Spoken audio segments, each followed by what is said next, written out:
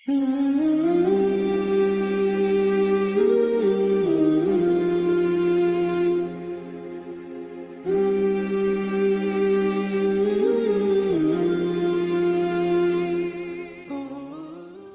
باری تعالیٰ ہے، اور اللہ کے راستے میں جہاد کرو جیسا کہ جہاد کا حق ہے۔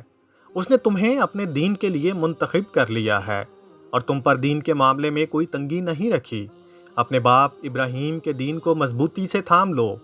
اس نے پہلے بھی تمہارا نام مسلم رکھا تھا، اور اس نے قرآن میں بھی، تاکہ یہ رسول تمہارے لیے گواہ بنے اور تم دوسرے لوگوں کے لیے گواہ بنو۔